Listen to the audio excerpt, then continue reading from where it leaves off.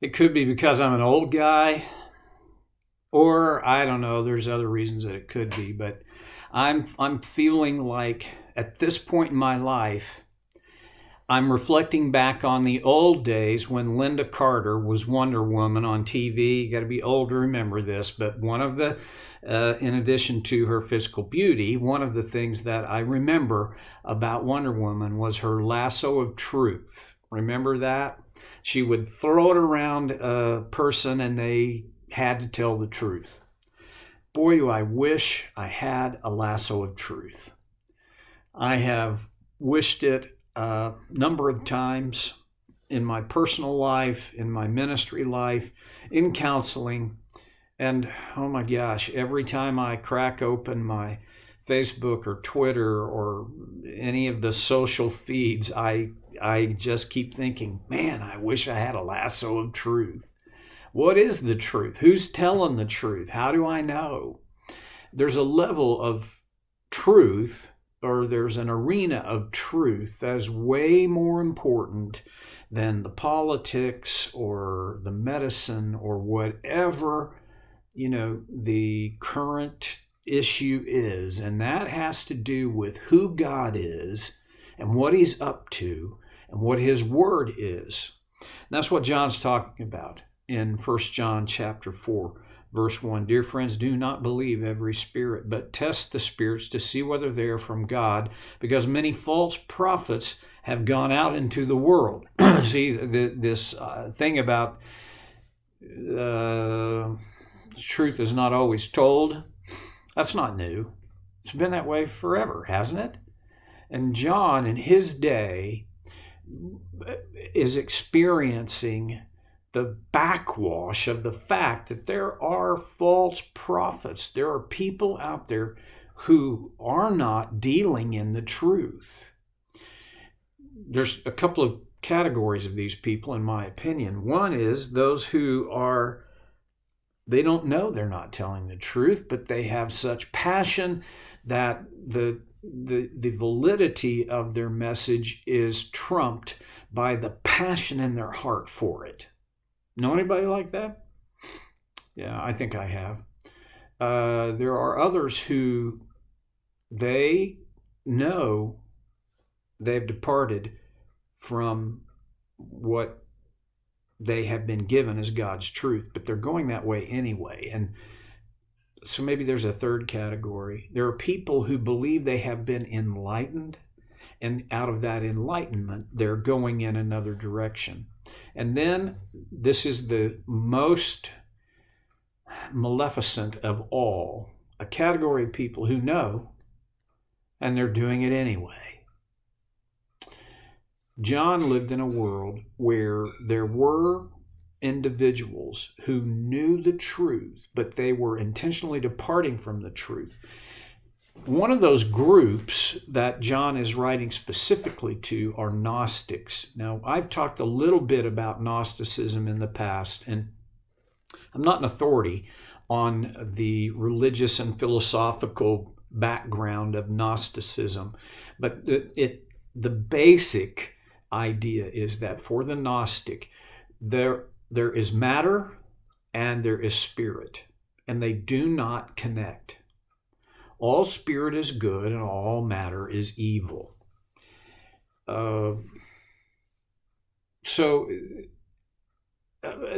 honestly, I'm not sure that any of us, I sure can't very well connect with their concept. And part of what kind of gives me a little bit of a hurdle here or a barrier is Gnostics did not believe that Jesus came in bodily form to earth. They believed that he came as a spirit that we perceived as a body, but he was so immaterial that when he walked along the dusty roads, he didn't leave a footprint. No, it doesn't make sense to me. Well, here's a second issue with Gnosticism. Their concept was that you couldn't understand and then believe Gnosticism until you were initiated into it. It was a mystery religion, and the mystery of the religion had to be revealed to you by someone from within it. Most Bible scholars believe that John, inspired by the Holy Spirit, was responding to the Gnosticism that was beginning to take hold among Christians within the church. No wonder he said, test the spirits, because not all of what you're going to hear is founded in truth. There are false prophets. Many false prophets, he says, have gone out into the world. Has there ever been a time when you didn't have to be on your guard about what is true and what's not true? No. All right. Are there Gnostics today? Don't think so. I don't know of any. There are some pretty kooky, far out ideas that get proposed, written about, spoken. It's not like false prophets don't exist anymore. They're not, in this classical sense, Gnostic, but false prophets are still out and about and in abundance. And then John in verse 2 says, this is how you can recognize the Spirit of God. He said, test the spirits to see if they're from God. The one Spirit from God is His Spirit. And he said, this is how you can recognize the Spirit of God. Every spirit that acknowledges that Jesus Christ has come in the flesh is from God. Now we're down to cases where John is drawing a line against Gnosticism, because the Gnostics did not believe that Jesus came in the flesh. Now that's a difference. You can see it, but it's worth me pointing out. There is a difference between not believing that Jesus came in the flesh, but that he was this somehow spiritual being that we perceived and I'm sorry, but that just seems wacky to me. But there are people who believe that Jesus came, but he wasn't the Son of God. He was just a good prophet, just a good man, just a good teacher, just a very moral individual. Well, every spirit that acknowledges that Jesus Christ has come in the flesh is from God. Now, don't miss this.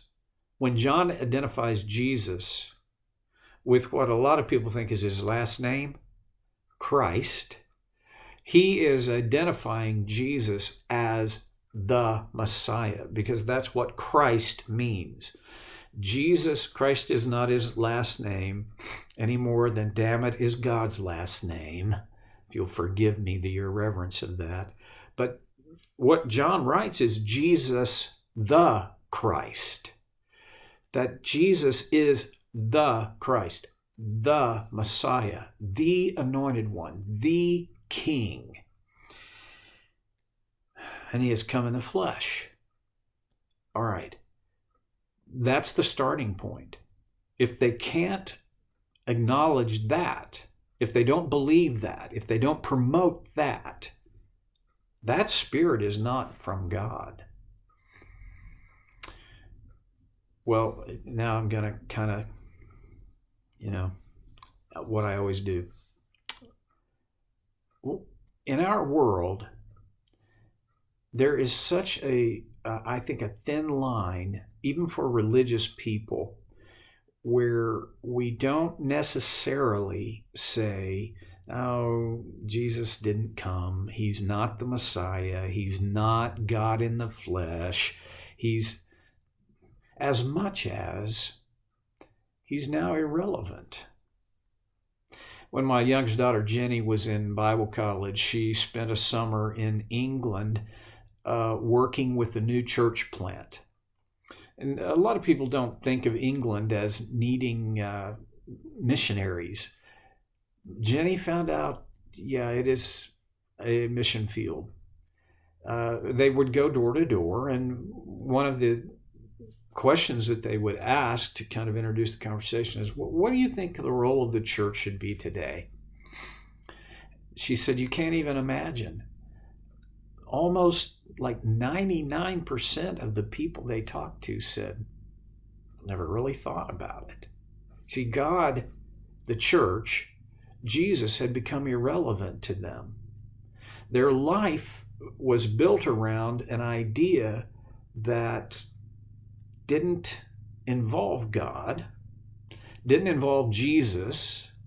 It had to do with their life, their desires, whatever breaks they got or didn't get, and what they would do about it. Now life is about that, but it's so incomplete. And in our culture in America, it feels to me like there very often has this thing that God, Jesus, the Messiah, the Lord, the King, the ruler of all, has become irrelevant. Because I'm the ruler of all. I make my own choices. I make my own rules. I decide what I want, and that's what we go for. I don't know, you're not that way. No, we all are. And we must confront that in ourselves. This is how we know. This is how we can recognize the Spirit of God. Every spirit that acknowledges that Jesus Christ has come in the flesh is from God. But every spirit that does not acknowledge Jesus is not from God. It's really, is there a gray area there? Not very much. And then he goes on to say, this spirit that does not acknowledge Jesus, this is the spirit of the Antichrist, which you have heard is coming and even now is already in the world. I mentioned this when I cracked this passage open the very first time, that the Antichrist, John wrote about the Antichrist in his Revelation. And it wasn't like John had this idea, but the Holy Spirit inspired John. Excuse me. I don't remember reading that. Well, anyway, that the Holy Spirit inspired John to write about one who was the Antichrist, as in capital T, the capital A, Antichrist. I don't know that he is speaking of that particular singular individual Antichrist as much as a spirit of Antichrist, a spirit that is against Christ. He said, you've heard that this thing was coming, and even now it is already in the world. Is there not a sense in which there was a spirit of Antichrist from the moment of Jesus' birth? Herod, when he heard about the birth of Christ, which could have been as much as 2 years after his birth, became an Antichrist. It was his plan, it was his desire to eliminate Christ, to do away with him. And so he dispatched soldiers who were instructed to kill every boy, baby, 2 years old and younger in the vicinity of Bethlehem. What a horrible, atrocious, genocidal crime. Well, what about, and Jesus became an adult, and then the Pharisees wanted to do away with Jesus. It's kind of anti-Christ. And now, I don't want to get political. It's not political. It's spiritual. But there are people who want to eliminate Christ, his plan, his design, his word, and so that let's just not get hung up on all that religiosity. So we've removed, I know it sounds like an old guy, I mentioned that at the front, but we've removed Jesus from any of the context of most of our education, although he may be some kind of a very fringe deal. Is that not antichrist? That spirit against Christ has been in the world since Jesus arrived, and it still is.